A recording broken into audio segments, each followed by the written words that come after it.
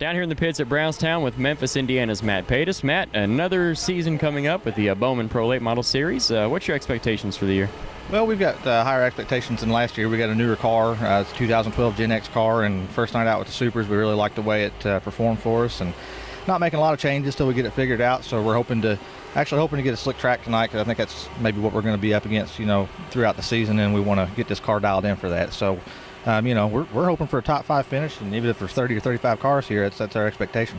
Now, you kind of jumped in, feet first when you first started out racing with us. You ran out here with the Supers, the crates. You just raced every chance you can get. I mean, do you think that helped you out a bunch? Yeah, I think it does. I mean, you can't, you can't take it too bad when these guys with twice the horsepower whoop your butt every now and then, and just getting seat time, I think, is the biggest thing for somebody getting into a late model. So, that was really, my thing is, if it's a late model race, we're not going to be afraid just because of the horsepower, and if the track's right, we hope we can still compete with them. I mean, definitely when the track slicks off, it's improving the crates can win against the Supers. Mark's won, Magner's won in his crate here a few times with the Supers. It's doable.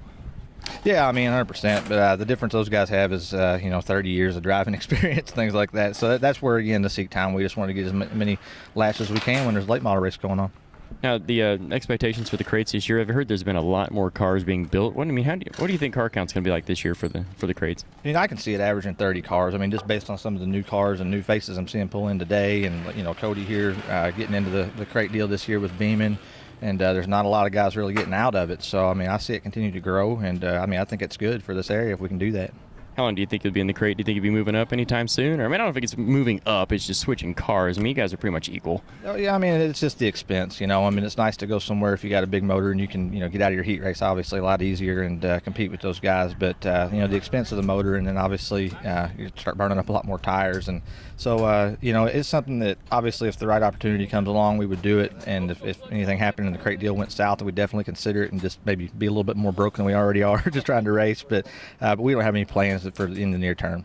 Now, obviously last year, people in the stands think, oh, the crates, yeah, they're slower. But, last year I think the crates overall put on some damn good shows, and we had some great photo finishes all year. You don't get any bad races with you guys. Yeah, I missed most of those photo finishes up at the front, but, even back in the pack, I was telling my dad, last year after a lot of races, we'd run 20, 25 lap features and just never be an open track. We were always 2-3 wide, guys double wide in front of you, just really had to race your way through there, even back, through the whole field. So, I think it's indicative of how good a racing you can have when everybody's on an equal playing field from a horsepower standpoint, and you get a good mix of drivers out there that have a lot of experience, and a lot of new guys coming up that really just want to compete.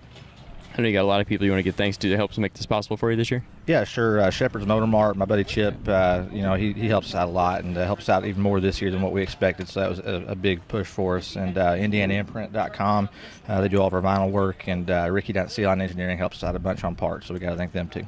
So what would make you happy at the end of the year? What would be a satisfactory year for you? We kind of try not to focus too much on the points thing, because you can get you down if you have a bad night or miss a race for some reason. But we'd like to see a top 5 point run, and maybe get up there. If you get up there knocking on the door in the top 5, it's a matter of time before maybe somebody gets a cut down tire and you win one. So that's where we want to be, and just work our way up. We appreciate you taking time for us. Thanks a lot. Good luck this year. Thanks.